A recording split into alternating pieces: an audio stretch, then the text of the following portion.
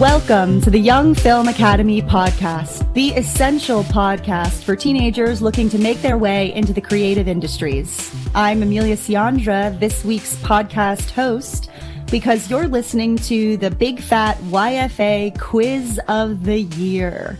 And to join me on this quiz as contestants, as a celebrity panel, I might even call them, please welcome first head of filmmaking. You know him, you love him, you fear him perhaps. It's Josh Dickinson. Wow, what an intro. Thank you so much. You're very so welcome. Welcome, Josh. We also have social staff extraordinaire.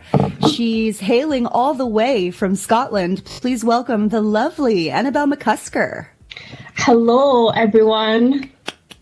So glad to have you here with us. And of course, if you're a longtime listener to the pod, you're thinking, oh, my heart, it's broken into a million little pieces because I don't hear the voice of my loving companion throughout this journey. But don't worry, he's here. He's on the panel. It's award-winning filmmaker Daniel Allen.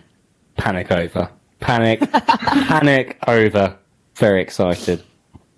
So excited to have you guys here. We are going to do, as I said, the Big Fat YFA Quiz of the Year. We're going to talk about films and actors and directors, all centered around 2022. We're going to do a little retrospective, taking us through the year. And we're going to, because we're recording this in December and because it's going to come out in December, we're going to do a little focus in on Christmas and Christmas movies because, you know, why not? It's the time of year and it's a lot of fun. So here's how it's going to work. We really recommend that you grab a piece of paper and a pen or open up a new notes on your phone and try to play along with us. You're going to try to defeat the panel. So the panel is going to work as a team. Do you guys think you can work as a team? I think we can. Yeah, I'm going to find out. We're going to find out if we can do it. I think where we might struggle is there might not be a very clear chain of commands. And obviously on film, there's normally a really clear hierarchy or structure.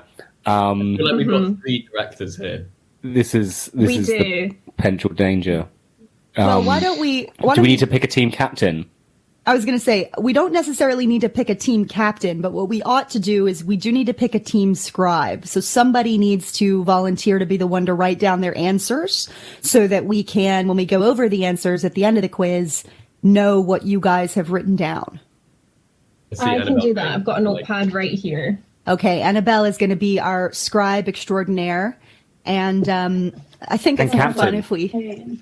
Maybe she's the team captain. I was going to say, it might be more fun if we don't have her as the team captain, because then we'll watch all the infighting happen. At least we have three, so if we can't have a tie vote on what the answer is. Yeah. But maybe we do. Maybe Annabelle can be team captain as well, just in case. And to benefit those that are playing along at home, we have done precisely zero revision for this quiz. So we are as unprepared as possible. So if you're thinking there's no way I can beat three people, you're wrong. You probably can. You are. I was minding my business yesterday. Dan messaged me, and yeah, here I am. So I have done no revision for this whatsoever. I did also try to choose. I tried to choose a wide variety of movies to ask about. Keeping in mind, of course, that maybe some of our listeners can't see movies of certain ratings or haven't yet seen those films. So we'll see how everybody does. How many of these questions could you answer, Amelia? Maybe we use that as a prompt. Were the ones that you felt comfortable, or some of them are quite tough? For me, there is only two questions on this quiz. Two or three, I would say, that I wouldn't have been able to answer right away. Okay. What would you say is the difficulty level? Well, that's the thing. I try to, because I know we're going to have our listeners playing along at home, I try to spread out the difficulty. So there are some questions that I think are going to throw you for a loop, and then there are some others that I hope you'll go immediately, oh, I got it. Okay. On a scale of 1 to 10, how complicated are we sort of talking? We're talking Shutter Island. Ooh. Okay. Yeah. A little bit puzzling, but you sort of get there in the end. Exactly. Nice. Exactly. I've managed to locate a pen. Okay, listen, I've come home from university and all my stuff is still there, so needs must. Okay? She's writing as long as you can read it at the end. Highlighter. stationary It is a hard time right now, okay? All right, so shall we dive right in to January 2022? Cast your minds back, friends, to the beginning of this year, where everything really seemed like it was on the brink of being wonderful, didn't it? Okay, question number 1. January. A film adaptation of Cyrano de Bergerac came out in January 2022. With what actor in the lead role? I do know this. I didn't see it, sadly. I didn't. Is he not? He's in Game of Thrones, but I don't know his name. He's an elf in Game of Thrones, but I don't know his name. The reason I do know his name is because of Game of Thrones, someone sang the theme song for Game of Thrones using his name. Wow. And it sticks in my head. So whenever I watch Game of Thrones now, all I hear is Peter Dinklage, Peter Dinklage, Peter Dinklage, Peter Dinklage. I don't know when I heard that. Peter Dinklage. Okay, that's absolutely amazing. I'm so glad already. Now, there is a bonus point to be made on this question as well. Oh, okay. Which Writing that is, down, bonus point. what Christmas film does this actor, and I'm not going to tell you whether or not you're right, but what Christmas film does this actor play a supporting role in? I know this. I already said. Can I say? Can I say it? Yeah? All right, yeah. Oh, yeah, Elf. He's an elf. He's the publicist in Elf. He's the big, yeah. Oh, yeah. See? And I thought I was going to be able to provide no film knowledge whatsoever. But here I am. Just earned y'all a bonus point. I feel firmly in your shadows, looking up with admiration right now. As you should. So I should also say, I'm not going to, you all on the panel can see my face. I'm going to try to poker face myself, obviously. The listeners can't see my face. I'm going to do the answers at the end. So, Cool. I won't make any comment about your song or your Christmas movie. I'll just say I'd like some feedback on the song. the song was delivered. I mean, the song was delivered brilliantly. And if I could have that song be my ringtone, I would. So here we go. We are cruising along. We've left January behind. It's February 2022. You just celebrated my birthday because that's when my birthday is. And you're thinking, wow, what a time to be alive. Marry Me, a comedy starring Jennifer Lopez and Owen Wilson, came out in February 2022. What other film did they star in together that came out in 1997? Ooh. I'm going to repeat the question once more for the listeners at home. Marry Me, a comedy starring Jennifer Lopez and Owen Wilson, came out in February 2022. What other film did they star in together that came out in 1997? Prior to when probably most of our listeners were born. Whoa. That's a tough That was one. prior to when I was born, so... Sorry. Holy moly. Oh, I mean... I love Owen Wilson. I'm like He's so good. I actually painted a picture of him when I was in year 8. You know, like paint a celebrity, and I chose Owen Wilson because I was such a big fan of Wedding Crashers. That is so sweet. You kind of have an Owen Wilson vibe, Dan. I think I just You do. appreciated the fact that he was blonde, you know. Suddenly it all makes sense. Yeah. I think also Zoolander for me was the first time I really saw him, and he was so good in Zoolander. Zoolander. I was just going to say, Yeah. Dan is like Hansel in Zoolander. It's so funny. But he was he not in the ice skating one? Was it him and Will Ferrell in the ice Blades of? He was in Blades of Glory? Was that him? Blades of No, Glory? no. No, Blades of No Glory is the guy who played The- Napoleon Dynamite. Yes, he's the guy. Because they were in Step Brothers together. Owen Wilson. At not- 1997. So this is... 1997. So J-Lo, she did The Wedding Planner and she did Selena in the 90s. And she did, Is he in either of those? Is he in Wedding Planner? no, I don't think that was Matthew McConaughey. just I don't know. Amelia's face to get any. I I don't will know. say, And I'll give you this. You have not said the movie yet out loud. Yeah, I don't think we have. We haven't. I don't know that. That's a tough one because Yeah, she I've was got just nothing. starting out. I'll give you She one. wasn't- I'll give you one hint. It's an action movie with a big monster. Is it Godzilla? Is he in Godzilla? No. I didn't think he was in Godzilla I though. love But that's- Godzilla. I rented that from our video shop several times just to make you know how old I am. Oh my god! Guys, I know the film. What is it? Yeah. It's Anaconda. Yes! Oh my god, yes. No, you're right, it is. I'm a huge fan. I'm particularly a fan of the second one. But Anaconda Yes. 1 has an unusually highbrow cast for what is It does. essentially a B movie.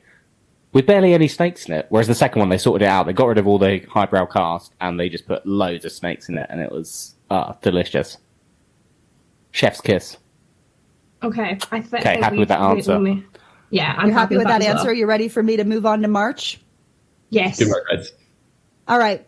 We're marching on into March of 2022. What In a March sec- of 2022, a new film version of West Side Story was released, directed by Steven Spielberg. Did anybody see this film? Yeah. I was did. in West Side Story. This was my. I love. I'm gonna say you're in the film. in the film. Well, I couldn't. You might have to cut this bit out. But didn't it come out in December last year? Because I watched it over Christmas.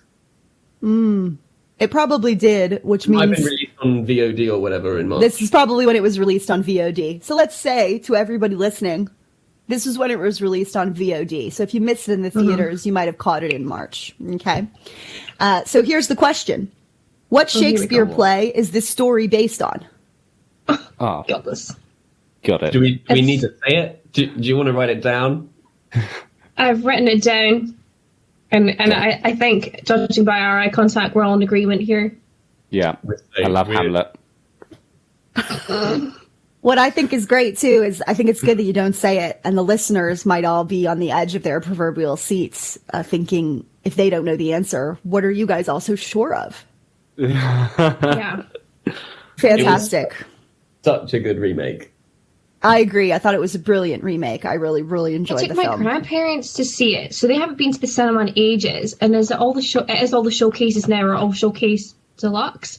They've got the huge big leather reclining chairs and stuff, which are Yeah. amazing. So we took them to see it, and they liked it. To be fair, and it was long. I thought they were maybe going to fall asleep in those chairs, and they didn't. They enjoyed it. All three grandparents came. It was like the Purple Rinse crew on a day out. It was great. They loved it. That's lovely. Yeah, I think I saw it with my mom as well. Absolutely. Just a wonderful remake. I thought actually the worst part of it was Tony. I thought everybody else was great, but I was a little disappointed in Tony. He grew on me over the course of the film. He did grow on me as well, I agree. But right at the beginning, I was like, uh-oh. And then by the end, I was like, all right, it's fine. Because everybody else was so strong. Which one was Yeah, because I Tony? think The main the character. main Oh, okay. Ansel, yeah, him. Ansel Well, he- Elgort. Yeah, I think he but everyone else I think is like musical theatre trained and was all like professional dancers and singers, whereas he wasn't. And yeah, I think I Which remember you could watching kind of something. tell. Yeah, but you can always tell when people aren't classically trained. I think like when you watch, like if they ever do Les Mis live, I remember watching, or if you see stuff like that, you can tell the people maybe who've, I think. you Yeah, can tell. isn't there's one of the Les Mis reunion concerts that has one of the Jonas Brothers playing one of the roles. And Oh, wow. he's terrible compared to all the Broadway people. Oh no, bless Nick Jonas. Yeah, I think it's Nick Jonas. he- yeah. But I think he was very young though. I think he was very young. Was he not like literally like 20 and everyone else Could like be. classically trained in like MT?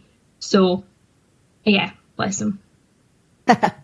All right, so we've killed March. We feel great about our answer for March. Here we go. We're Hell moving yeah. into April of 2022. In April, the third installment of the Fantastic Beasts series came out. What is the full title? Oh, I do know it. I do know. Well, I can tell you, it's Fantastic Beasts and the Crimes of Grindelwald. Oh. But I didn't see it. It's the first Harry Potter film I haven't seen in the cinema. Yeah, same here, actually. And it's slightly emotionally traumatic that I haven't. I don't know. Maybe I'll put it on over Christmas, but it's just, yeah, I don't know. I feel like the first two Fantastic Beasts just weren't building a story for me. Well, this is the thing. I couldn't work out what the plot was overall. It's just a lot of, like, there's a lot of interesting stuff happening, and there's a lot of, like, callbacks, which are sort of nice, but they don't contribute towards the plot per se. So it's just, it's harder to sell what the bigger picture is. And when you don't have that backbone of, like, they're going to school and they're in years 1, 2, 3, 4, you know, et cetera, it's just, other than Grindelwald's going to try and we already know he fails. It also, I think the whole marketing of that film and the publicity and the stories around the actors in it, I think that whole franchise has slightly suffered from that. Oh, of course, yeah. And it really... Yes. Wasn't there a whole Johnny Depp thing there? Yeah, it makes you realise how much that stuff makes an impact. Because this is the biggest franchises in the world. And I think no one's really connected to it in the same way that they should have done. But I think because of those things that people are talking about. Yeah. My dad's an oddly, like, huge fan of the second Fantastic Beasts movie. He's like, it's so good. Whereas, I don't know, I know a lot of people really enjoyed the first one, and then we're expecting the second one to sort of set up the bigger plot more, but then it was just sort of more stuff happened. And there's loads of fantastic stuff in there, second one. It just sort of doesn't have that drive.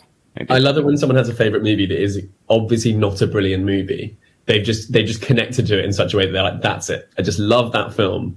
Yeah. And you know, usually it's because they watched it at a certain time, and so they have that odd connection with it or whatever it is. But it's a film you've long ago forgotten. They're like, it's just my favourite thing. Yeah.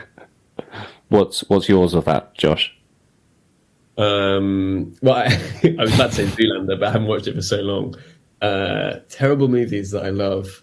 I'll think on it and get back to you. Annabelle? Oh, that's a good one for everybody to think about. I thought at the end we might share something. I'll go ahead and drop this for you so you can begin to think about it in the background. I thought at the end we might share what is something we saw or experienced in 2022 that was part of the creative industries that was moving for us or memorable in some way.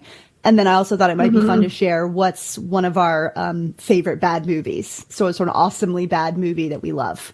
Doesn't have to have come out in 2022. I already know my answer to that question. Okay, well, so save it for the end. So exciting. We're excited to hear it. Okay, all right, so we hit April. You guys stormed through April, and so now it's gonna be May. And and honestly, that joke was only for Dan and Josh because nobody else is old enough to understand that joke. I love it. Young Film Academy. It's in the name. Young Film Academy. I need to remember that. All right, so May, Top Gun Maverick, a much-awaited sequel to the action classic Top Gun, came out in May 2022. What year did the first film come out? Top Gun. Ooh. I did the original Top Gun for far too long. It's embarrassing how long it took me to see the original Top Gun. And then we would... Oh, you've gone. My phone I kept hearing. Oh, Josh, you cut out there, mate. We lost all of that beautiful little beautiful dialogue. Where did you lose me? Are you hearing me now? We heard it took you an embarrassingly long time to see the first Top Gun, and then what? Oh, and then I had seen it, but this year we were doing the one-day film school through Young Film Academy, touring around all these schools, helping people make silent short films in 2 minutes. And all I kept hearing, has anyone been to the cinema recently? Everyone would say Top Gun Maverick and how good it was. And I was, can it be that good? And I went to see it in IMAX, and I was blown away. I was like, this is so much fun. The action sequences were incredible. The scale of it was amazing. And then somehow I got embarrassingly drawn into the emotion of it. It was just like action sequence and then really like lovely emotion scenes. I believe Dan told me that he wept when he saw it. Is that true? I don't know. I don't know if I did, actually. I don't know if that was me. No. I normally do. I for example, I cried yesterday during She Said. That was like, I'm a crier. It happens, guys. And that's an emotional movie. That's okay. And that Thank is, you. I cried love that. in a much more embarrassing film last night, actually. I watched the Guardians of the Galaxy holiday special, which is on Disney Plus. Oh. It's 45 minutes long. I highly recommend everybody watch it. It's very fun. And then right at the end, it made me cry. And I was really mad that it made me cry. I was like, this really got me. Oh, I'm so excited to see that, actually. Is it still James Gunn? Did he still do that one? It very much seems like a James Gunn flick. I'm not sure if it is, but it's totally in line with the other Guardians of the Galaxies, and it's very fun. And it's very Christmassy. Yeah. I'm very excited. Anyways, when did Top Gun come out, guys? I want to say like definitely the 80s. Does anyone? Yeah, because it's Danger Zone. Two numbers are jumping into my head, but I don't know how old Tom Cruise is. So he's 60. He's 60. So I want to say either 1984 or 1986. I feel like I had 82 or 89 in my head, but not for any particular reason. I would go with 84, but just from like instinct. It feels like it has to be long enough. If it was 89, it wouldn't feel like a proper 80s movie. Mm-hmm. Yeah. It's to be long enough in the 80s. So, I mean, I'm literally just logicking out now. I have no idea. Yeah. How old would he have been then? So The he'd have been in 80s. 60-something. So he'd have been like 26. Yeah, Does that sound he was about in his 20s. Yeah. For his sort of topless volleyball. Yeah. See, we all remember that scene. It's always there. And I love how they recreated it as well. I enjoyed that. I'm not gonna lie, I did. But I'm trying to think. While you guys are thinking, I read something really interesting about Top Gun Maverick, which is many of the pilots in those action sequences basically had to be their own DOP, their own lighting team, and their own sound team. And because the cameras were right in the cockpits and nobody could adjust that stuff for them. And then the director would be on the ground and send them all up into the air and then just sort of sit there for 30 minutes while they flew around and then waited until they got back to look at the footage, which I thought was quite an interesting filmmaking experience. Who was it? Miles? Sorry. Miles Teller. Miles Teller was... No, I was going to say, because did they not all train? Did they not all get a pilot's license and train to do that? Many of them did, yes. I think when they were filming, there was another pilot in front of them, so I don't think they were ever filming and flying at the same time, but I think they went through the training so that they knew how to fly, so that they had their own gear stick and stuff that they could operate along. And also the breathing and stuff, because you've got to do certain breathing when you hit like I'm talking like I know this, but I think, they had to get the breathing right and how because obviously the pressure and not the G-force, but if you're going so fast, you can't. Do you know what I mean? So I think they had to go through all that training. But I mean, it looked very realistic, and what was, But anyway, 100%. What are we thinking? Are we thinking, I think maybe 86. I might think 86. Well, you are team captain. I like the sound of 86. I'll go right, we're going with it. We're taking a risk. The captain has spoken. Is that or 82? Now. Is it not 82? Or is he too young at 82? Listen, she already wrote in her highlighter on the paper, and you know that can't be erased. But I wonder if that rings a bell. Oh. Does that number not look like it follows around Top Gun? 1982? I think you may be right. I think you could be right. Right, I'm trusting you. Tense. I'm trusting you. Okay. We're going 1982. Okay, we're doing it. It's happening. All right, Boom. so locked in? I'm locked in. Final answer? I'm making just exclusively old people jokes. Okay, let's move on to June. June. Buzz Lightyear biopic. Lightyear came out in June 2022. I think we know Josh's Young best film of Buzz, the year. or younger Buzz, was voiced by Chris Evans. Who voiced Lightyear in the Toy Story films? Oh, Tim Allen? Yeah, because Tom Hanks did Woody and Tim. Yeah, it's Tim Allen. Yeah. Boom. I'm a big fan of the Santa Claus. Yeah, I was gonna say. Yeah, I think it's him. I went to see that. Did we see Lightyear? Josh literally did a spin in his wheelchair. Yeah. Said Lightyear, so I want to hear his opinions. I went to see it with my brother-in-law. He's a big fan of Toy Story, and we were like, let's go out. We'll do like a boys' night out. And we went to sit down and we're like, this is going to be terrible. Like, this is really silly. We were in a cinema. We were by ourselves. Like, no adult was going to see this at 8 p.m. Like we were. And it started, and it's not Tim Allen's voice. So you're like, is this even? It's so weird. But I reckon about 25 minutes in, I was fully converted, and I was back to being like 5-6 years old, just being like, this is so much fun. And really genuinely like moving as like, it's very, very different to like the story, like Toy Story as well. It's all about the teens. It's quite mature. Like I think it's got some really like mature themes. And it's set in this. It was a film very that came sad. out in the universe, right, of Toy Story. So is that right? Yeah, so it's not a toy. It's like one Yeah. it's like the Space Rangers. And the story's very sad, you're right. It is. I was actually surprised how sad it was, and I thought I agree. There's quite mature themes for a kids movie, and I agree as well. I think it took a little bit of time for the difference of the voice to be okay, because you so associate his voice from Toy Story, and it it's amazing too. I think. Go ahead.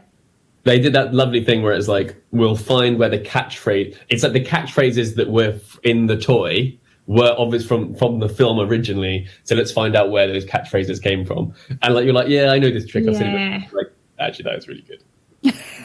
Yeah, it was still really enjoyable. Yeah, and I think what's cool is that, you know, kids of all ages, they did such a, and probably not even purposely, but the distance between the Toy Story films coming out means that people of all ages have kind of grown up with Toy Story. There's been a Toy Story film for, you know, when we were children, and now when kids who are kids now. And so everybody has a connection to this character, and then to kind of show us his, I mean, I wrote biopic, and then I laughed at myself. I was like, can we call it a biopic? I mean, it's not a person, but it kind of is a biopic. It's like an origin story of him. I got, you know, the green army soldiers in a tub. I got that one Christmas, and that was my whole year. Yeah. I was like, what? And obviously, I'm not playing actual army men, playing toy army men, and what would they be doing in my house? Oh, that's so cute. Yeah. Foundation. All right. So you guys smashed through June. You're feeling solid about your answer there. Let's move on to July. We're halfway through the year now, and we are talking about the MCU. Thor: Love and Thunder came out in July 2022. Another addition to the MCU. Who directed this film and Ragnarok and plays the role of Korg, the funny guy made of rocks? I feel like we got this one. Yeah. I don't know any of this, so you guys are going to have to know. Ooh. Do we? Okay, so you'll also know him from. He says, then trying to remember what else he's done. What We Do in the Shadows. What We Do in the Shadows. Absolutely fantastic. What was the one with the little boy being a fan of Hitler? I can't remember the title of it. Oh, Jojo Rabbit. Jojo Rabbits. So his name's Tag. Oh, I don't want to mispronounce it. But he's, I know exactly who you're talking about. Yeah, Yeah. Taika Waititi. Yeah. Like, how'd you spell that? We'll know. We'll know what I mean. Bonus points if you can spell it right. Yeah. Taika. Yeah, I've spelled that. Yeah. And then I feel like there's a H in here somewhere. Whititi. Tita, or is there no H? You're literally No, thinking wait, sorry. Oh, wait, what? I at the end, not I at the end. Do you know what Wakiki I can't spell reminds very me well, of? despite my literature degree. It reminds me of my 6th year holiday, and we went to, like, for pre-drinks, we went to a bar called Wakiki, and that is just right. It's unlocked so many memories. Some which don't need to be unlocked, but yeah. Interesting. I think you should unlock some of them at the end of the quiz as like a reward for those sticking around. We're going to find out exactly what happens at Waikiki. On Annabelle's 6th year holiday, I think they're. Did you say 6th year? Yeah, so it's like I don't know if you do it in England, but in Scotland, most of the schools, once you finish like 6th year of school, like end of school, you're all like 17, 18, you'll go to like Iron Appa, Magaluf. That was a bit Zante. confusing because we go to like year like 12 and 13 if you're in sixth form. So I was like 6, you were like 12 going to bar? No. So we went to Zante, and right at the end of the strip there was this bar. 12-year-old Annabelle. Yeah, 12-year-old Annabelle. lighting up Zante. Let me get an apple juice, please. Yeah. Straight apple juice, no. Yes. All right. Well, so that was Thor: Love and Thunder. What do we make of that film? Do we enjoy it? I enjoyed it. It was not as good for me. I love the MCU. I watch all the films, and Ragnarok is my favorite MCU film. So it was going to be difficult to better Ragnarok. But I still quite enjoyed it, and I thought the return of Natalie Portman was fun. I love her. Yeah. Yeah, she's great. She's really great. Great. And she looks super good in the fit, you know, it was great. Yeah. She hasn't aged. She looks fantastic, I think. Yeah. My only frustration was that she got the hammer and then could suddenly fight. I think that completely underdoes how much training Thor's probably had to do to learn how to fight. Do you know what I mean? She didn't. Most people take an entire movie to learn how to fight on their first movie, and she got the hammer and was like, "I've got this." I was like, "Come on, Natalie. How much time have you really had in and out of hospital?" For me, it was, you know, is it the one where at the end he's got all the little Thors, and he's just like, well, I'll just make them all really powerful. That was one of those Deus Ex Machina things where I'm like, well, why didn't you do this at the beginning? Yeah. You can't just add extra powers like in the third act. Yeah. But it was really funny to watch the kids kicking butt. Yeah. It's that movie. Yeah. Yeah, I wanted a whole movie of that. Exactly. Yeah. Mm. All right. Amazing. Thor: Love and Thunder. We're still in the summer. We're into the July. Nope, that was July. We've moved on from July. Now we're into August. Now, we were start getting worse. I was going to say the four of us did not see any films probably in August because we were slowly losing our minds at summer camp and busy making our own films. So we'll see about this. 20-odd movies. Who fights against a lion in August's film Beast? Oh, Idris Elba. Idris Elba, yeah. I saw the trailer a lot before summer camp. Yeah. I do not. I've not heard. Okay, I really need to. Really? I want to watch it. Yeah. I'll tell you that. Wait, is this the one where the mum's like diabetic and they're on the safari, and then the poachers come? Am I thinking of the right film, or is this a different film? It's a different film. I haven't actually seen it, so I don't know. All I know is there's a lion, and it's sort of like a horror film with a lion, which was so up my street. But obviously, with summer camp, I couldn't watch it. So. Well, I remember the horror films with lions, and it was Megan Fox, and she was in the lion one, where they're like lions have gone like man-eating. But anyway, that's another one, and that's a. Oh well, okay. That's I want to watch that movie. I don't. I know. I'm like, what's this? Josh is rummaging. Yeah, who's making rummaging noises? Josh is eating cookies. I'm tapping. Is Josh having cookies? I am. Yeah. Josh's Achilles heel. Yeah, biscuits. Yeah. Dan knows about my illness. When Josh was sad once or ill, I bought him some cookies. That made me feel so much better. But I think it was. You saw them and you were like, Dan, this is very nice. But you were about to start a cookie hiatus. You were about to cut out cookies forever. And basically I'd turn up to sort of test that resolve with a gift of one of those sort of like 4 packs of, triple chocolate cookies from Tesco's or Sainsbury's. They're so good. I microwave them for like 10 seconds and they're just like a little bit soft. Oh, you are speaking my language. We could have a whole podcast about biscuits. I'd very happily do that. Well, we're leaving the heat behind. We're leaving the summer behind, and we're coming now into the autumn. We are moving into September of 2022. I'm like getting the same pain of the good weather fading away all over again. Yep. I love September. It's my favorite month. Is it? Yeah, I love it. I love it because you get the like long like sunlight evenings. The leaves start to. I think it's great. September's my favorite month. I do. Autumn is my favorite season, so I feel you. So in September, a powerhouse American actress of stage and screen starred in a September 2022 film called The Woman King. Who is it? Viola Davis. Oh, yes, it is. Yeah. Josh knew right away. I was going to see a Q&A screening of that, but I missed it. There you go. That's a rubbish story. You're welcome. I think, there's that app, isn't there? Looks great. Where like you can pay celebrities to do messages. Cameo. Yeah. I want one where it's like literally just like motivational talking or like, just for like the morning. And I think if Viola Davis did one, I would pay so much money for that. Yeah. She could I feel like she could motivate anybody to do anything. That like, intensity so is very real. As well, like the amount, like I think like people were able to buy like flat, like the amount of money, because you can charge like £150 per cameo, if you're very famous, and you can make a lot of money. Yeah, just making little videos.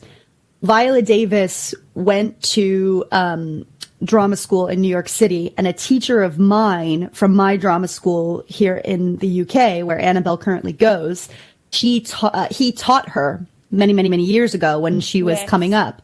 And he said, even then, you knew that she was going to be incredible. Even when she was training at drama school, he could see that she was going to be one of the greatest actresses of her generation. She is just, the kind of vulnerability she is able to just tap into so immediately in a character is fantastic. Yeah, definitely. I'm a big fan. We had House Davis at camp this year because of Viola Davis, for Viola Davis, because she is A, because I choose the houses and I love her, but B, because she's awesome. Definite icon. All right, so we're sticking with the autumn. We're moving now into spooky season.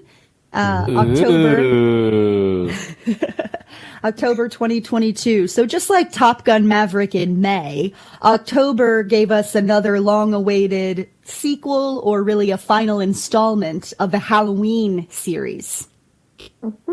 What number Halloween film is Halloween Ends?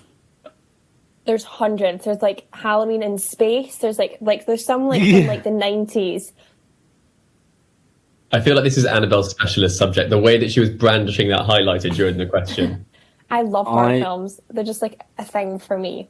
I'm quite weird. I sit and watch them. I've actually never heard of Halloween in Space. That sounds incredible. No, there is. There's like one where he goes to like space. There's one where like him and Edward Scissorhands, like there's like crossovers. There's like. All right, well, let me give you the bonus question, which could help you answer the first question. Okay. So the first question, again, let me just repeat it for the listeners. The first question, just like Top Gun Maverick in May, October gave us another long-awaited sequel, but really final installment of the Halloween series.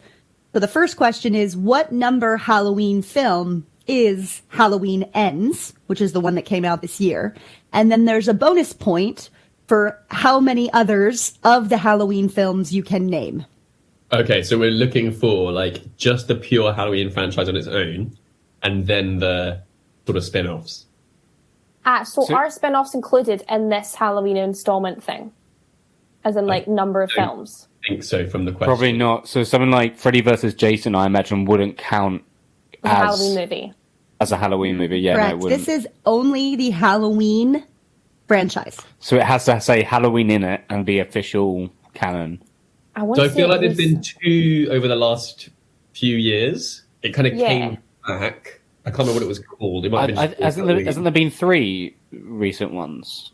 Because then there's Halloween Kills was like the sequel, and then there's Halloween Ends. I feel like they didn't they do one that was just called Halloween a few years ago? That's the one I saw. And then they did Halloween Kills, and now they've got Halloween Ends. So there's 3. I think and then there was like, I think 4 or 5, like, Halloween films. Because she did one in the 70s, and then they went on, like, right until the early 2000s. Well, 7 or 8 sounds like the right sort of number. Yeah. I'm thinking 7 or 8. How many of the originals do you think you've seen, Annabelle? 2 or 3, but there's more. Because I remember Googling it, because you know Netflix does that thing where it'll put 1 on, or 2, but it won't put the first one. So I was trying to Google what the first one was, and there was like, there's lots of them. I want to say like at least... Before the new round, do you think it got to 5? Yeah, I think maybe 5. Let's say 8. Altogether? Okay. Yeah. Go with that. I'm happy with that. Does that include Halloween in Space? There's definitely one where they go to space. We're Googling this after the quiz ends. No, so I did actually Google it, because I didn't realize that would then play into the next question. So I can't contribute towards the name of that film because I now know what it's called. It does exist. Yeah, I was going to say there is one where they go to space. Yeah, I can't believe it. But You Googled it just now. Are you like live cheating? Well, no, because I Googled it before Amelia asked the follow-up question. Because I was like, I needed to see that this thing existed so I could put it on my watch list, and I wasn't disappointed. All right, so Dan, you can still help do the names, but you can't say that name. Exactly, yeah, that's what I was thinking. And you can also contribute to the number discussion. So obviously, Freddy vs. Jason is the one I mentioned that I am aware of the name of. That's technically a spin-off. So I don't want a spin-off. What do you mean? So this is just films that are in the Halloween franchise, and I'll help you out here. The title of all of these films has the word Halloween in it. Okay. So we've named 3. Halloween Kills and Halloween Ends. And so I think there's 2 called Halloween. I think the first one's called Halloween. First one's called Halloween, and then so we'll do Halloween and then remake, and then so that's we'll just do Halloween times 2. We'll know what that means. Halloween Kills, and then Halloween Ends.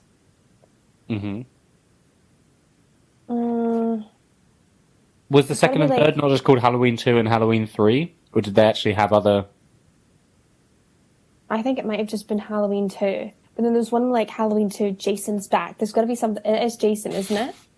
Yeah, it is. Cause did they used to do that? I feel like that only became like having the subtitle became a thing in my lifetime. Yeah, and I feel like a little bit before. I mean, Star Wars and all the rest of it, but yeah, I'm not an expert on Halloween movies. I say we've got 4. I say that's a good shout. As spin-offs. No. We've just got 4 in the Halloween franchise so far. And I'd say Halloween 2 and Halloween 3, but unless the third one's got a different name. But I'm pretty sure Halloween 2 is called Halloween 2. I think Halloween 2 is called Halloween 2, but I have a feeling the third one is named something. Yeah, I have that feeling as well. Okay, so far we have 1, 2, 3, 4. I think we have 5. I feel like I can be proud of us getting 5. Yeah, me too. I feel proud of us, guys. Great. Are we ready to move on from the spooky season? You bet. All right, we are moving back into the MCU because I'm a sucker for it, and also so many MCU movies come out. We could have just done an entire MCU quiz. So in November, Black Panther: Wakanda Forever came out. Rest in peace, Chadwick Boseman. Very difficult to see the film without him in it. And I will say I watched this film and I wept 3 different times. So it gets you. So in Black Panther Wakanda Forever, the villain is a character called Namor. And he's played by a newcomer, Tenoch Huerta. Who else was considered for the role of Namor? You'll get a point for every correct actor that you name. I'm going to be no help on this one, guys. So, I hate okay, I can give you some context on what the character is, and then maybe we can just try and cast him. So I haven't seen the film, but my understanding is that he's essentially the equivalent of an Atlantean, you know, like sort of Aquaman type person. He comes from the ocean. So he's from like another secret society, just like the Wakandans. So, I mean, Jason Momoa, would they have considered him? But that would have been obviously silly because he plays a similar character in a competing franchise, but not a villain. And then was Michael B. Jordan, was he was the villain? He was a villain in the first one. Yeah. He's not going to be this villain. Oh, this is difficult. This is the first Marvel movie that I just completely missed. It's still out, Josh. It's still out in theaters. Go see it. It's so good. It's female led. It's badass. Namor is like ancient Mayan, and they speak an ancient Mayan language in the film, and it's so good. It's brilliant. I really recommend everybody see it. And also, it'll tug at your heartstrings for real. Is Namor a female, or like Namor is a male, and all of the actors that were considered to play the role are a male. Good question. Okay. Oh my goodness, guys, I'm so bad at this. Can we think someone with like Hispanic roots? And is the character old? Is the character older? Like, are they like in their 20s, 30s, or are they in like their 50s, 60s? I would say you're looking at 30s, 40s. Who's the guy who got his own spin-off in Star Wars? Andor. Oh, who's the actor? Yeah. I think is that Michael Pena? No. Oh, I love Andor. I named my car Cassian for him. I can't remember what his name is now. I gotta look it up. Guys, I think we might need to. No. I think we need a further clue. You need a further clue. Huh. Well, we want to use a buzzer. Diego Luna. That's the guy you're thinking of, Dan. Diego Luna. There you go. I'll throw him into the mix. Okay. It'd be great in it. Let me look at the answers to see if I can give you a clue that will help. Okay, well, he is the king of a underwater kingdom. Oh, so Jason Momoa. So I wasn't far off. No. No. I'm saying the character is the king of an underwater kingdom. Oh. Jason Momoa is not one of the answers. Oh, damn it. Think about how sometimes Hollywood has like a totally ridiculous idea where they try to tie in somebody from outside the industry because of their skill Elon set. Musk. Elon Musk. The question is... Elon Musk. Why did you say Elon Musk? You know, what? He's trying to do Mars. What's next? The ocean. Here's your chance. Come be a Black Panther too. Who is in popular culture? Who is like king of the oceans? Oh, I know. Leonardo DiCaprio. He wants to save the oceans. David Attenborough. He does Blue Planet. Yeah, perfect. Boating with Boatface.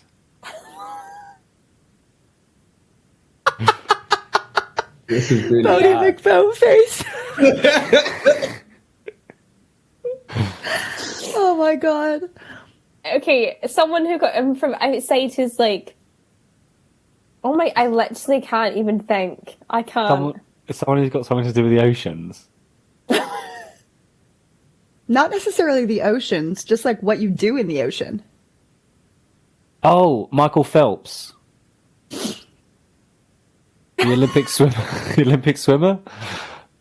No? Josh is laughing so hard he literally disappeared out of his frame. We're not getting this question. I think I'm nailing the casting here, though, guys. I think I'm delivering some real credible alternatives. Michael Phelps. Oh my god, I love it. I love it so much. I feel All right, like I think we should leave this question behind. Yeah. You guys We have have to failed put this someone question. down. We're moving on. You guys have somebody down. I think you've got somebody on your. You've written one person We down. have Diego. We have Diego Luna Oh, okay. You've got a couple of guesses: Diego Luna and Michael Phelps. and Mike Phelps. Okay. Let's move on to December. Now, what I've done for December is I've got two kind of sections for December because we're in December now. This is an end of year kind of thing. So I've got 5 questions that are just about Christmas movies in general. They are not about 2022 Christmas movies. So this is where Christmas movie knowledge could come in handy. And then I've got a bonus thing that you will all do together that is about Christmas movies from 2022. Okay? So here's the first question. 5 questions about Christmas movies. Here's number 1. December. Number 1. 2 stars from the Christmas film The Night Before starred together in another film. What was it? Okay, who are the stars? Wait. So are we trying to guess the name of the film? Yes. So there's 2 of the stars from the film The Christmas movie is called The Night Before. And there's 3 stars of that film. And 2 of the stars also starred together in another film. I want to know the name of the other film. I was thinking of The Nightmare Before Christmas, but that's not. That's what I was thinking. That's not what we're talking Then I was about going here. to say Came up on Netflix the other day, the night before, and it's like I want to say it's like Ryan Reynolds and someone. The Night It feels like it's Before. like a comedy movie. God, it's too much of a poker face from Amelia. I was hoping for some kind of movement, Yeah, that's what I was trying to but do. we're getting nothing. Could you tell us Well, one of Will the Ferrell. stars? So nobody has seen The Night Before? No. No. Okay, I'll give you one of the stars. And I'll give you the less easy one, in my opinion. Okay. One of the stars is Joseph Gordon-Levitt. Ooh. It's an office Christmas party film. The Night Before. Is Jennifer Aniston not in it as well? And then No, I know the one you mean. Is it? Wait, is it's it Zoe Seth Rogen. Deschanel It's not Seth or like Rogen. Zoe Seth Deschanel and then Rogen. like 50 Days at Summer or like? No. She I seems think very Christmassy. So, well, Seth Rogen, and if it is Seth Rogen and Joseph Gordon-Levitt, they were in 50-50 together. Yeah. Amelia's face didn't do anything then, which is really irritating. No, but I swear Seth Rogen Doing is so well on my poker faces. I was thinking of romantic coupling. Is it not? Are we not looking for romantic coupling? And The Night normally in Before. Christmas movies, that's heterosexual couples. No, it's not. That's not the. That's thing, not is it? the angle here. So you reckon it's Seth Rogen? So maybe, yeah. I mean, if it's It's Seth I Rogen, swear- then it would yeah. be 50-50. Yeah, I'm happy with that. Yeah, because I'm happy with that. Let's put it down. Go. Thanks, The team. team captain has made the decision. She's brought down the hammer. Boom, boom, boom. All right, question number 2. How old is Muppet Christmas Carol? Ooh. I want to say Came it was out an in the early 90s. 90s film. Now, let me tell you something. Just a couple of weeks ago, I had the incredible opportunity to go see Muppet Christmas Carol in the cinema on the big screen. And let me tell you, Amazing. it was wonderful. It was just, so, I mean, love that movie anyways. I'll watch it on any size screen. But to see it so big, oh, it's just fantastic. It made me feel so Christmassy. And also, because of the sound in the cinema, I noticed all these hilarious jokes that like are in the background, like so much of the work that the background like ensemble cast is doing in that film. I mean, just top notch. If you have not seen Muppet Christmas Carol, literally, what are you doing with your life? I haven't seen it. I have. It's good. I think it's like, You want to say late 2022. 80s? no, it's early 90s. I think it's 90s. It's got to be at least 96 or 93? 30 something I reckon it's year earlier old. than that. It's got to be at least like 30 something.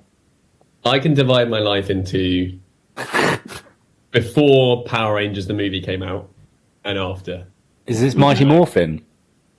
Obviously Mighty Morphin. Against when they have to take down Ivan Ooze. Yeah, it's the greatest film of all time. What a movie. We could talk about that movie, like, but I feel like Muppets Christmas Carol and Muppets Treasure Island had to have come out before that. So we're talking like 91, 92 or 93, possibly in the 80s though, possibly 90.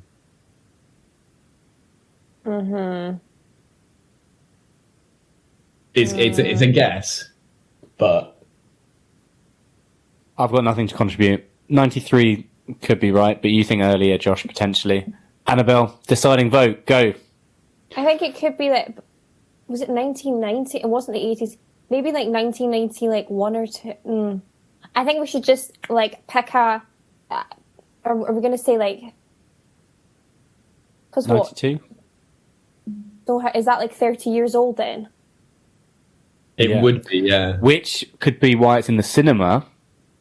Now having its 30th re-release, 30-year anniversary. 92 sounds good to me.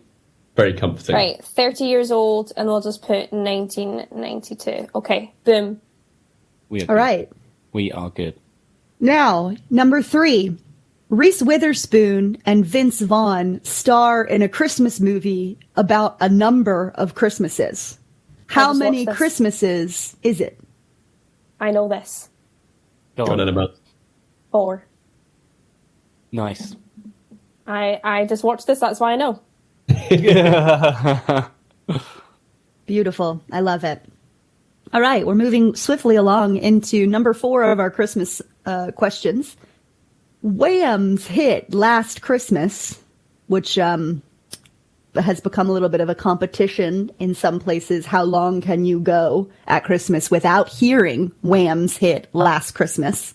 Not very long in my household. Yeah, in most households, the answer is not very long. Yeah, it's also the title of a Christmas movie, Last Christmas. It's an Name actual one adaptation. star.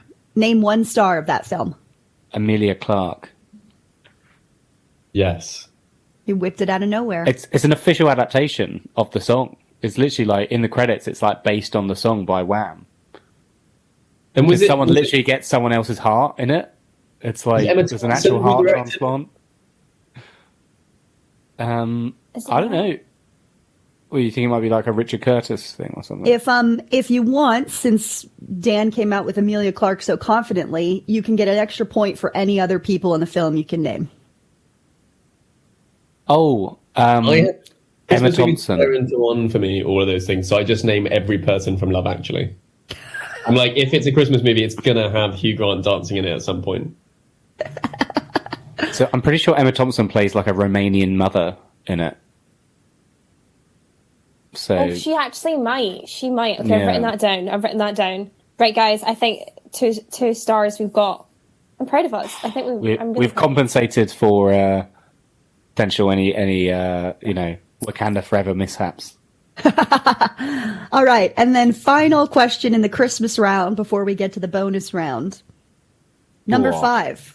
Christmas horror film Krampus is about a devil-like creature from what kind of folklore?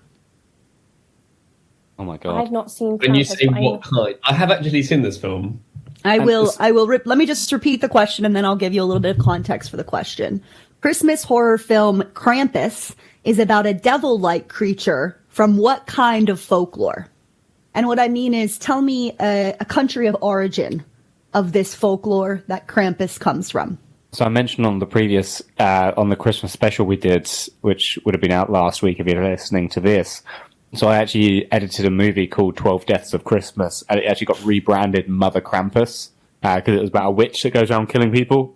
But it's not going to be any use here, because that was a rebranding, and there was actually nothing to do with Krampus in the film. So great story, Thank you Dan. so much for that, Dan. Thank you. No worries. It's really helpful. But it's normally sort of like European, or it's either sort of like Irish, or it will be sort of Swedish, sort of, that area. What's it called? Maybe like Scandinavia. Maybe could we say like Scandinavian folklore? Yeah, is that too unspecific? Look at that poker face. Why don't we say Scandinavian? Because, well, there's Swedish, Norwegian, but surely if we say Are we going to get away with that? I think because Amelia said country, so I feel like we need to pick a country. Oh, okay, yeah, no, fair enough then. I mean, if you want to put Scandinavian, I'll give you Scandinavian if that's what you want to put. but I wouldn't. Which means that could be wrong entirely. Hang on, if we can play that game, can we not just say European? No, European's way too general. We could say Scandinavian, and then maybe say with origins in like either Norway or Sweden. I don't know. I think it's going to be more like Eastern Europe. Like, I want to say Polish Could be. or Russian. Hungarian or Romanian. Transylvanian. Yeah. I feel like we're just Hungarian naming sounds good. countries. Let's go Hungarian. Let's I'm do just that. reading off the map. Okay, Hungarian. Let's do it. Okay, we're throwing it out there. Hungarian. That's definitely wrong, but All right. Shall we do the bonus round? yes. Yeah. Do it. Yeah? All right. Here's a bonus round. I am going to name a bunch of Christmas films that came out in November or December of 2022. I'm going to give you their real titles. These are real titles. I haven't made any of these up. Oh god. And you get to choose one and try to tell me the plot. And the closest that you get to the plot, I'll give you points. Okay. Okay? So you guys can work together on this. Okay. It feels like there's here- so many Christmas movies came out this year. Like every streaming platform dropped like 5 Christmas films. Yeah. Yeah. Yeah. So here we go. Here are the titles. Listen out for ones you like, and I'll repeat them as well. Christmas on Mistletoe Farm. A Christmas Mystery. Holiday Harmony. It's Christmas again. A Christmas Karen. Christmas Karen. with You. Yes, A Christmas Karen. Christmas with You. The Santa Clauses. Christmas in Paradise. Falling for Christmas. A Unicorn for Christmas. The Good Witch of Christmas. Merry Christmas, Officer Hansel. And Santa Camp. So I loosely know 2 of them, so I can help on this, guys. Wow. Okay. Head us with it. So Falling for Christmas is the new Lindsay Lohan film. Right. Yes, because she falls. She I know the plot to falls. this. She like goes skiing or snowboarding or something, and And she has a falls. fall. She falls off a cliff or something, essentially.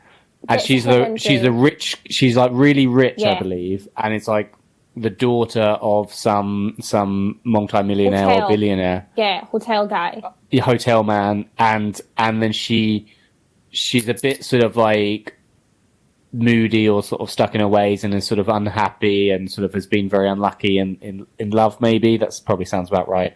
And then she hits her head on the fall, obviously, and she gets taken into a cabin and looked after by like a really sexy man and stuff, and they end up obviously like falling in love, and she discovers like the value of Christmas and everything, but she has no idea who she is and doesn't realize that a bunch of people are looking for her simultaneously because they're all sort of snowed in as well. I think she lost her ID and stuff, so Yeah, everyone and thinks then she's dead. Yeah, and then she remembers. I think sure she'll remember who she is. She finds her family, but then she realizes she doesn't want to be with the guy who she was originally with, and she wants to be with this new guy, and it's all happy.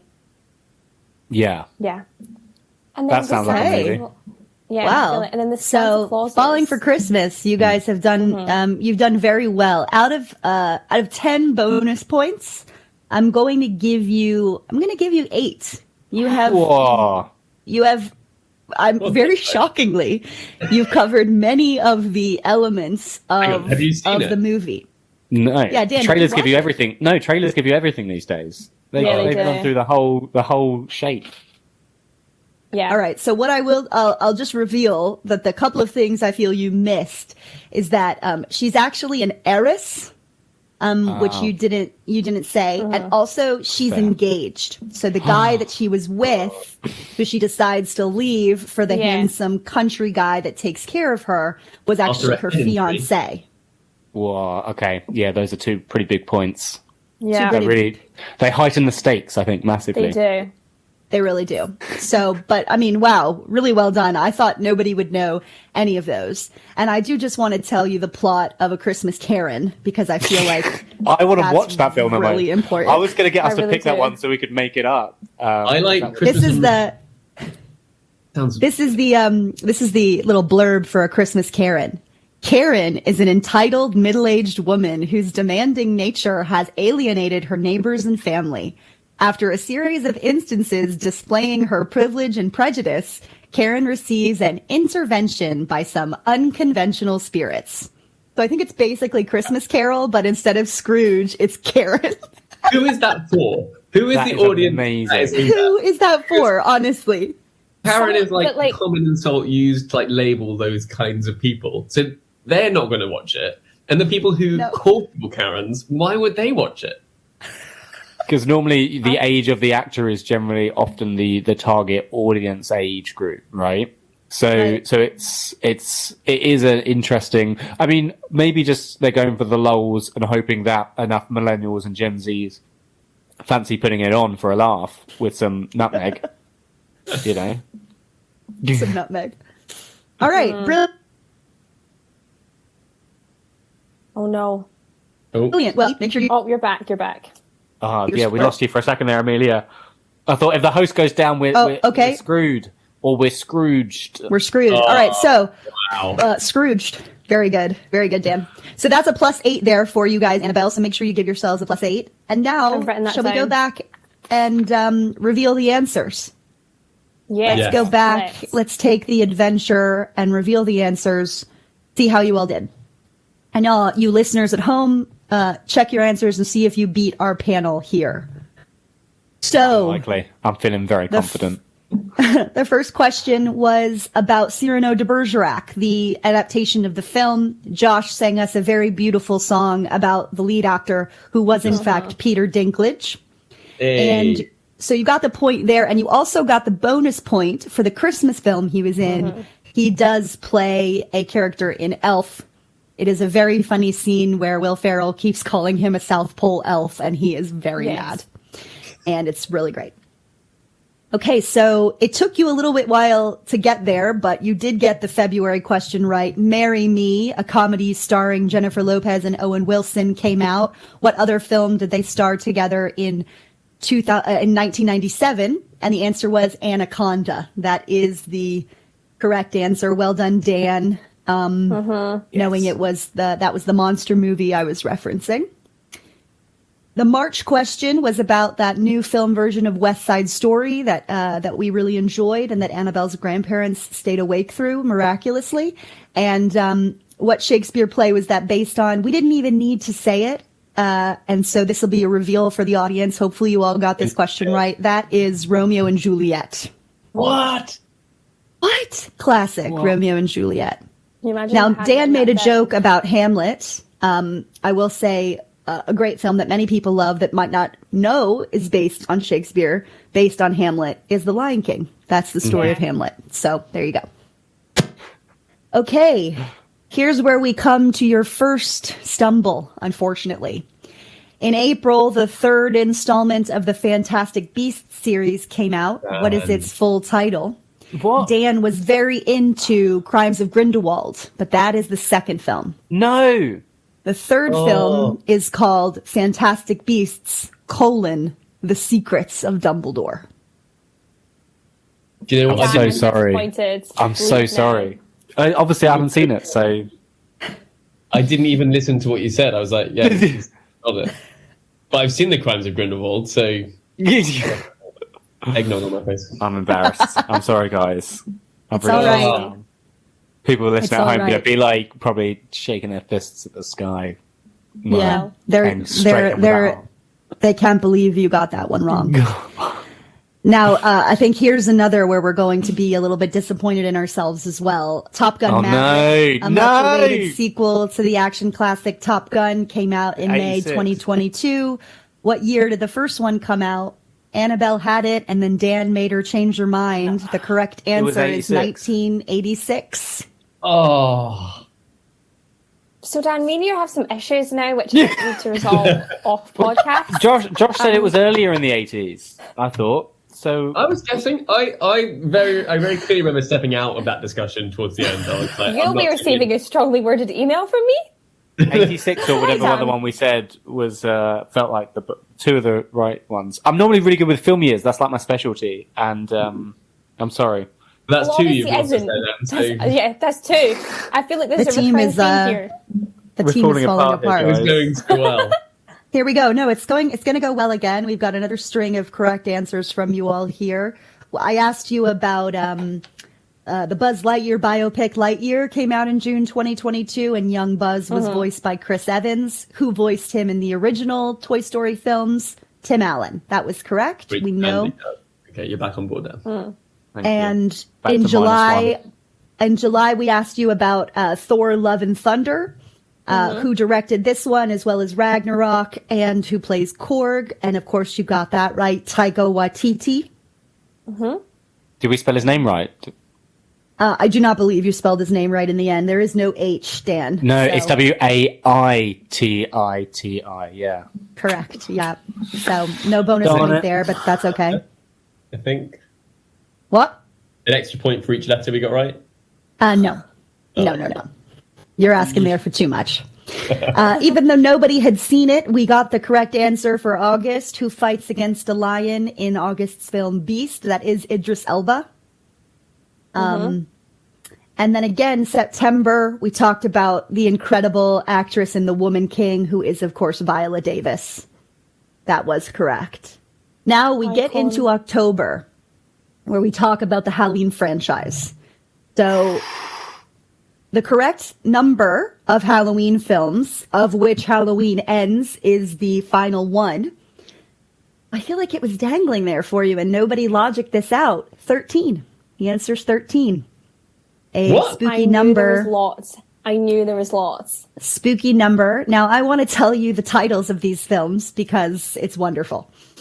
So you do get a bonus point for Halloween and Halloween Again. There are actually 3 films out of the 13 called Halloween.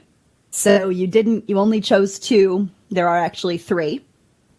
Halloween Kills is correct, as is Halloween Ends. And Halloween 2 is called Halloween 2. Oh, we got, okay. Now so we here got 1, are 2, the... 3, 4. I think we got 5. We got 5 right. I think you got 5 extra bonus points there, yeah. Yeah, we So did. Halloween 3 is called Halloween 3, Season of the Witch. It's like Halloween 4 is called... Now, I will say, I'm not going to be this pedantic, but Halloween 2 and Halloween 3 use the Roman numerals rather than the numbers. But then Halloween 4 uses the number 4. Why they change, I don't know. Very bold. But Halloween 4 is called The Return of Michael Myers. Okay. You all were saying Freddy or Jason, but Halloween is Michael Myers. Jason's Friday the 13th. Oh. Freddy is Nightmare on Elm Street. Michael is Halloween 5 is Who are we called... discussing? Freddy versus Jason. Yeah, not correct. Halloween 5 is called The Revenge of Michael Myers. So we have The Return and then The Revenge. Okay. Then we have one called Halloween, The Curse of Michael Myers. Then we have one called Halloween H2O, 20 years later. I believe that's the one set in space.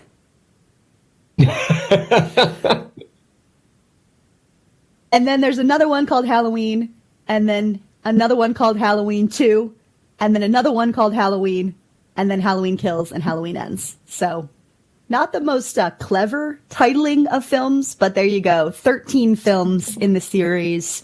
You didn't Sometimes get the you just answer. gotta. Sometimes you just got to slap a title on it and get it out there. You know. Do you know who was in Halloween H2O 20 years later? Who?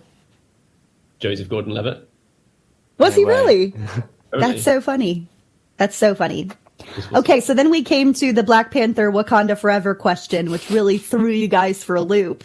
Now, the question was, the villain is called Namor. He's played by a total newcomer named Tinoch Huerta. But I wanted to know who else was considered for the role. Hilariously, the answer is Michael Phelps. So even though... No way. No, we got this right. Even though you guys died of laughter at Dan's answer, Michael Phelps is one of the first people who was considered for this role because he swims, and the guy is an amazing swimmer. Other actors that were considered for this role, Daniel Day Kim, who was in Lost and Hawaii Five-0, Brian T., who plays the villain in Fast and Furious 3 Tokyo Drift, Dwayne The Rock Johnson, who I think we're all familiar with, Henry Golding, Henry Golding, who will come up again later in the quiz. Henry Golding is in Crazy Rich Asians, great film. Yes, I know he is, yeah. And then also David Boreanaz, who is like just a total like American TV actor who's been in a bunch of random American series, who would have been such a weird choice for this role if they had chosen him. So there you go. So not Diego Luna, but Michael Phelps was correct. So there we go. I'm proud of Dan, you redeemed yourself from the full debacle. Recovery. All right, and now we're into the Christmas round. 5 questions about Christmas. The first one was 2 stars from the Christmas film The Night Before starred together in another film. So The Night Before stars Seth Rogen, Joseph Gordon-Levitt, and Anthony Mackie, who is also a member of the MCU. And you were correct. The film I was looking for was 50-50, Joseph Gordon-Levitt and Seth Rogen. Same director, actually, from 50-50 as on The Night Before. I only watched The Night Before for the first time the other day. It's a bit adult, so listeners, check in with your parents, but panel friends here on the podcast, watch it. It's very funny. How old is Muppet Christmas Carol? You got there in the end. 30 years. 1992. Guys, pulling it out of the bag. And it is officially 30 years old. And Yes. well done. Pre-Power Rangers.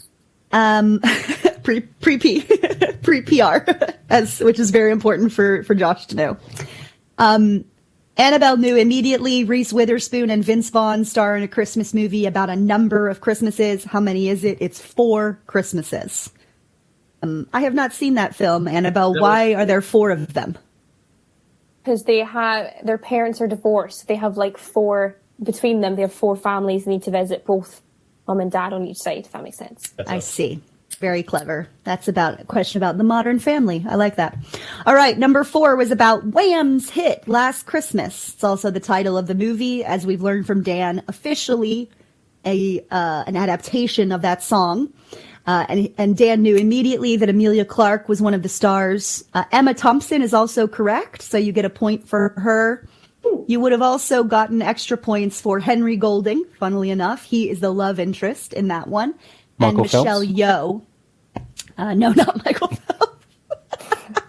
That would have been amazing. No, Michelle Yeoh, who is an incredible actor, who just won like something like best like breakout actor of the 21st century or something like this. She was just honored. She's terrific, and she was in the movie Everything Everywhere All at Once, which I loved. Okay, and then final Christmas question. Christmas horror film Krampus is about a devil-like creature from what kind of folklore? You went all over the European map, but unfortunately didn't visit either of the correct answers. It is an Austrian or German, typically called Bavarian folklore that Krampus comes from. Obviously. No luck, guys. No luck.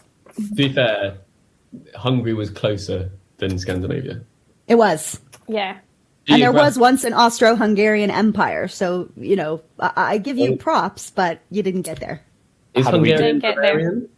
Now I'm wondering, though, is Hungarian Bavarian? Look it up, because if it is, I'll give you the point. I'll give it to you. Yeah. Bavaria is like a state. It's like Essex in Germany, like its own region. Ah. And then we got 8 points for Bowling for Christmas.